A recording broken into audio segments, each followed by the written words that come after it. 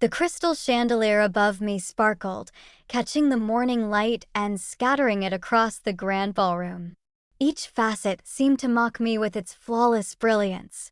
Below, my son, Michael, stood at the altar, beaming with an almost childlike joy.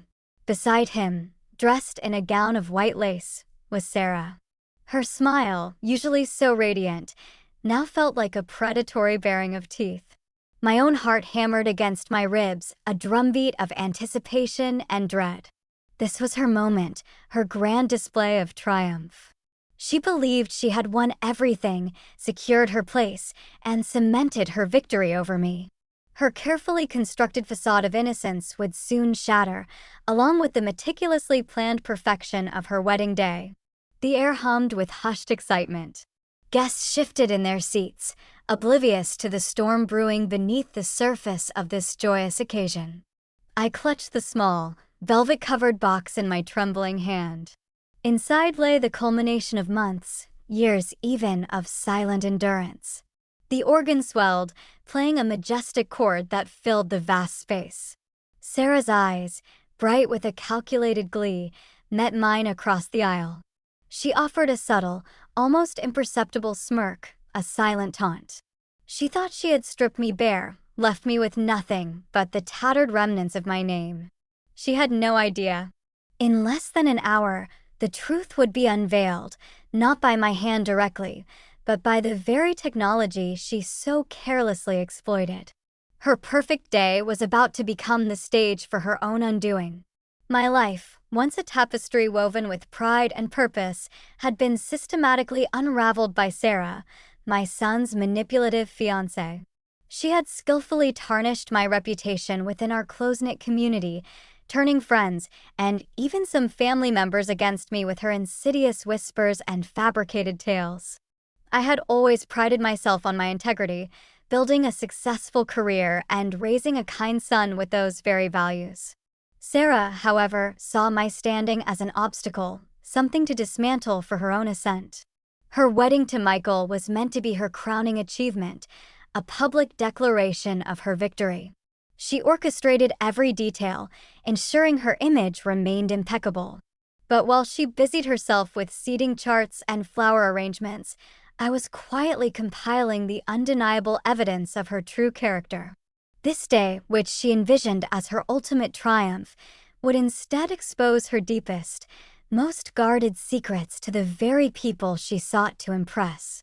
My name is Margot, and for 62 years, I lived a life guided by principles of honesty, hard work, and genuine connection.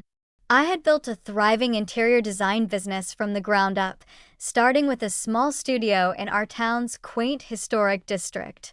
My clients weren't just names on a ledger, they became friends, trusting me with their homes and their confidences. Our community, nestled in the rolling hills of upstate New York, valued tradition and strong familial bonds. I was a respected figure, a pillar of the local arts scene, and a beloved mother to my only son, Michael. Michael was my greatest joy, a thoughtful and ambitious young man who pursued a career in architecture, often seeking my advice on aesthetics and design principles. Our relationship was one of mutual respect and deep affection. We weathered my husband's sudden passing when Michael was just coming of age, relying on each other through the grief. My life, though marked by loss, felt rich and fulfilling. Then Sarah entered our lives. She was Michael's colleague, a brilliant, ambitious architect with a captivating smile and an almost unnerving ability to charm anyone she met. From our first introduction, I noticed something subtly off about her, a faint discord beneath the polished surface. Her eyes, while beautiful, held a certain coldness, a calculated glint that seemed to assess rather than truly connect. She was always impeccably dressed, her words perfectly chosen, her laughter just a little too loud, too performative. Michael, however, was completely smitten. He saw her ambition as drive, her confidence as strength, and her quick wit as intelligence. He spoke of her with an adoration that warmed my heart, even as a tiny seed of unease began to sprout within me. I tried to be supportive, remembering my own early days of love and wanting Michael to experience similar happiness. I welcomed Sarah into our family, invited her to Sunday dinners, and even offered her advice on navigating local social circles. She was always gracious, accepting my invitations with enthusiasm, but her compliments often felt hollow, her interest in my life fleeting. The first subtle red flag appeared during a charity gala I hosted. I was the main organizer, a role I cherished, bringing together local artists and patrons. Sarah, accompanying Michael, spent the evening subtly redirecting conversations to herself, offering unsolicited critiques of the art, and subtly undermining my suggestions for future events. It was never overt, just a quiet insertion of her own perceived superiority, a gentle dismissal of my contributions. Later, a longtime friend of mine, Mrs. Henderson, a sweet, elderly woman who always supported my work, mentioned to me that Sarah had told her I was past my prime and should consider retiring to make way for fresh talent. The comment stung, but I dismissed it as a misunderstanding, perhaps Sarah's awkward attempt at humor. Michael, when I hesitantly mentioned it, defended Sarah, attributing it to her directness and honest nature. He saw no malice, only a sharp mind. My unease grew, but I kept it to myself, unwilling to sow discord in Michael's budding romance.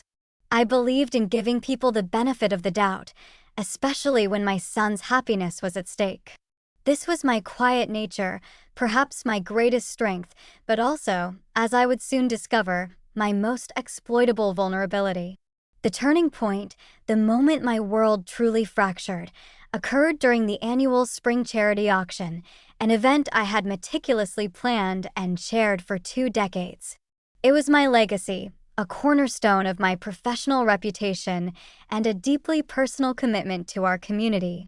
Sarah, now Michael's fiancée, insisted on playing a more prominent role this year, citing her modern marketing insights. Against my better judgment, and swayed by Michael's earnest pleas for family harmony, I conceded, allowing her to take charge of the online bidding platform and the pre-event publicity.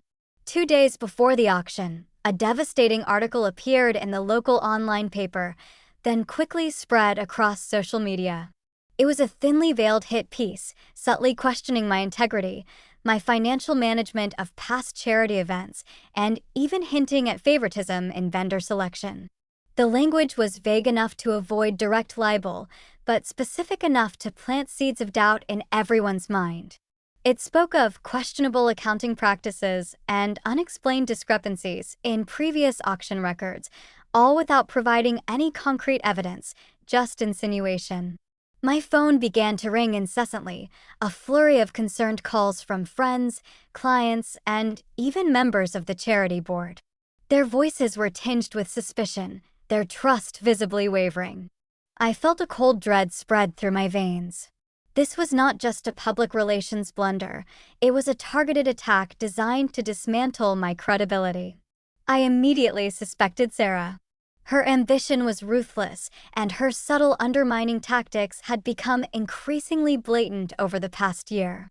She had access to the financial records for the current auction and could have easily manipulated them or found old, trivial errors to inflate into scandals. When I confronted her, her eyes widened innocently. She expressed shock and indignation, offering to help me get to the bottom of this. Her feigned concern was almost convincing, yet her perfect composure, the lack of any genuine distress, felt chilling. Michael, caught between us, was visibly distressed. He vehemently defended Sarah, accusing me of being overly suspicious and old-fashioned. He suggested I was jealous of Sarah's youth and modern approach. His words cut deeper than any article could. To have my son doubt my integrity, the very foundation of my being, was a profound betrayal. The damage was swift and catastrophic. Bids for the auction plummeted. Major donors withdrew their pledges, citing unforeseen circumstances or concerns about transparency. My reputation, once unblemished, now lay in tatters. The charity event, my passion project, ended up barely breaking even, a public failure that echoed Sarah's insidious whispers about my dwindling capabilities. The once bright tapestry of my life suddenly felt frayed and stained. My career suffered. Clients, who had been with me for years, began to subtly distance themselves, citing new directions or budget cuts. The community, once a source of warmth and support, now felt like a gallery of judging eyes. I became isolated, a pariah in a place I had called home for decades. Sarah, meanwhile, basked in Michael's unwavering admiration, her position as the new, dynamic force in his life solidified. The incident left me hollowed out, stripped of my pride, and filled with a quiet, burning resolve. I knew, with an absolute certainty, that Sarah was behind it. And for the first time in my life, I felt the unsettling stir of a desire for justice that went beyond mere vindication. This was not just about clearing my name, it was about exposing the true architect of my suffering. The aftermath of the charity auction was a slow, agonizing descent into professional and social isolation. My phone, once constantly buzzing with new project inquiries, now rarely rang. When it did, it was often well-meaning but awkward acquaintances, offering platitudes that felt more like pity. The local newspaper, after the initial damaging piece, published a follow-up article that subtly reinforced the previous accusations, framing the charity's poor performance as a consequence of mismanagement. This second wave of public opinion solidified the perception of my professional decline. I spent countless hours reviewing the charity's financials, searching for any actual error, any legitimate oversight that could explain the smear. I found nothing. Every cent was accounted for, every transaction meticulously recorded. The fabricated discrepancies were precisely that, fabrications. Sarah, with her background in finance and her access to the digital platforms, possessed the exact skill set to plant the seeds of doubt and cover her tracks. Michael remained oblivious, dismissing my growing suspicions as a byproduct of stress. He urged me to move on and not dwell on past negativity. His inability to see Sarah's true nature, or perhaps his unwillingness to confront it, deepened the chasm between us.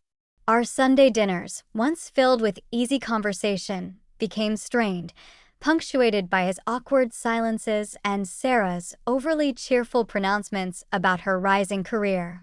The second escalation came when Sarah began to actively dismantle my social network.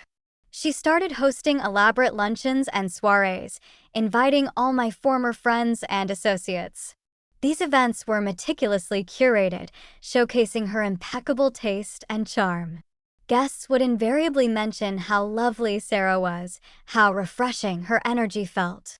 I heard subtle anecdotes, relayed through mutual acquaintances, about how Sarah would gently steer conversations towards my eccentricities or recent struggles with technology. She would suggest, with feigned concern, that I was losing my touch or struggling to keep up with modern trends. These were the same friends who had once defended me fiercely, now subtly shifting their allegiance to Sarah. I found myself uninvited to gatherings I had always attended, or receiving last-minute cancellations from people who claimed sudden illness. My social calendar, once bustling, became eerily empty. The isolation was profound, a suffocating blanket woven from lies and innuendo. I tried to reach out, to clarify, to explain, but my words seemed to fall on deaf ears, overshadowed by Sarah's carefully constructed narrative. She was a master manipulator, able to turn perceived weakness into undeniable truth. This phase of her campaign was more insidious than the first. It wasn't about public articles, it was about the slow, quiet erosion of my personal connections, leaving me emotionally drained and deeply lonely. I started spending more time alone, walking through the quiet woods behind my house, contemplating the unfairness of it all. The third, most painful escalation struck just weeks before Michael's wedding. Sarah, with Michael by her side, announced their decision to sell my family home, my home, where Michael had grown up, where memories of his father still lingered in every room. They claimed it was for investment purposes and to start their new life fresh. Sarah insisted they needed a larger, more modern house and that my home was simply too old-fashioned and impractical. The house had been my sanctuary, a tangible link to my past and a symbol of my independence. It was fully paid off, a testament to my years of hard work. The idea of losing it, of having Sarah dictate its fate, filled me with a cold fury. Michael, again, supported Sarah wholeheartedly. He spoke of new beginnings and moving forward, completely oblivious to the deep emotional wound he was inflicting. He seemed to genuinely believe that selling the house was a logical, necessary step for their future, blind to the fact that it felt like a final act of erasure for me. Sarah's victory over me seemed complete. She had undermined my career, stripped away my friends, and was now taking my home, the last bastion of my stability. My world felt like it was crumbling around me, piece by agonizing piece. But beneath the profound pain, a steel-like resolve began to harden within me. I realized that my quiet nature, which had allowed her to inflict so much damage, could also be my greatest weapon. She saw me as defeated, but she had merely pushed me into a corner from which there was only one way out, a meticulously planned, devastating counterattack. The wedding reception was a lavish affair, held in the grand ballroom of the city's most exclusive hotel. Sarah, radiant in her bespoke gown, glided through the room, accepting congratulations with a demure grace that belied her true nature. Michael, blissfully unaware, followed her every move with adoring eyes. I sat at a table near the back, observing, my heart a complex mix of sorrow and grim determination. The air was thick with the scent of lilies and success, a scent Sarah cultivated meticulously. Guests, many of whom were once my close friends, laughed and toasted the happy couple, oblivious to the undercurrents of deceit that permeated the room. The moment I had planned for, agonizingly, for months, was approaching. It was not a grand, dramatic confrontation, but something far more subtle, far more devastating for Sarah. Her pride, her meticulously crafted image, was her most vulnerable point. The DJ announced the couple's first dance. Michael and Sarah moved gracefully across the polished floor, bathed in the soft glow of spotlights. Then, after a few minutes, the music faded, and the DJ's voice boomed, and now, for a special surprise video, put together by the bride herself, chronicling Sarah and Michael's beautiful journey. A large screen descended from the ceiling, positioned perfectly for all guests to see. Sarah had indeed prepared a video, a sappy montage of their love story, for later in the evening. This, however, was not that video. Sarah had proudly announced to everyone that she had digitized all their old family home videos onto a new, advanced server, and also created a shared digital photo album for all wedding guests to upload their pictures to immediately. She was very tech-savvy, always eager to show off her digital prowess. That was her undoing. The video began innocently enough. Childhood photos of Michael, then some early pictures of him with Sarah. A few murmurs of awe rippled through the crowd. Then, the images began to shift. The sweet background music morphed into a subtly unsettling tone. On screen flashed a series of screenshots. The first was an email from Sarah to a web designer, specifically requesting a discreet, untraceable article about financial mismanagement at a local charity, hinting at a payment. Next, a screenshot of a text message conversation between Sarah and an anonymous contact, discussing ways to discredit Eleanor Vance socially by spreading rumors about my mental fragility and inability to adapt. Then, a financial transaction record appeared, showing a substantial payment from Sarah's personal account to the writer of the defamatory article about the charity auction. The date matched perfectly with the article's publication. A gasp rippled through the ballroom. Sarah's face, which had been glowing with happiness, turned ashen. Her eyes darted frantically between the screen and the stunned faces of the guests. Michael, who had been holding her close, recoiled slightly, his smile slowly fading into a look of utter confusion, then horror. The sequence continued. More emails, more texts, each one a damning piece of evidence of her calculated campaign against me. There were messages discussing how she manipulated Michael against me, how she exaggerated my failures, and even a triumphant text celebrating when I lost a major client. The crowning glory was a recording, played subtly in the background, of Sarah herself, her voice unmistakable, on a phone call with a real estate agent, explicitly stating her intention to force Eleanor out of that old house so she and Michael could have a clean slate for investing. The recording's clarity was chilling. The collective silence in the room was deafening. Every eye was now fixed on Sarah, whose perfect facade had crumbled, revealing a twisted mask of desperation and fury. She opened her mouth to speak, but no words came out. The elegant ballroom, moments ago filled with joy, had transformed into a courtroom with Sarah as the convicted. The evidence, presented by her own digital footprint, was irrefutable. Her meticulous planning had been her ultimate downfall. The aftermath of Sarah's wedding was swift and brutal for her. The reception dissolved into chaos. Michael, shattered and disillusioned, confronted Sarah immediately, his voice filled with a raw, unfamiliar pain. The wedding was called off that very evening. Within weeks, their engagement was broken, and Sarah's meticulously built career quickly unraveled. The architectural firm, keen to distance itself from the scandal, quietly let her go. Her reputation, once her most prized asset, was irrevocably stained, ironically by the very public she had so desperately tried to impress. She vanished from our community, likely seeking anonymity elsewhere. Michael, after weeks of quiet reflection and painful self-recrimination, finally came to me. He was heartbroken, but also deeply apologetic for his blindness and for the pain he had inadvertently caused. Our bond, once fractured, began to slowly heal, stronger now with a foundation of brutal honesty. My own life, though irrevocably changed, found a new sense of purpose. The community, upon learning the truth, rallied around me. My design business, initially impacted by the false rumors, experienced a resurgence. Clients returned, eager to offer apologies and renew their trust. My old friends, ashamed of their gullibility, extended heartfelt gestures of support, rebuilding bridges that Sarah had tried to burn. I decided not to sell my home. Instead, I renovated it, transforming it into a space that truly reflected my resilience and new beginnings.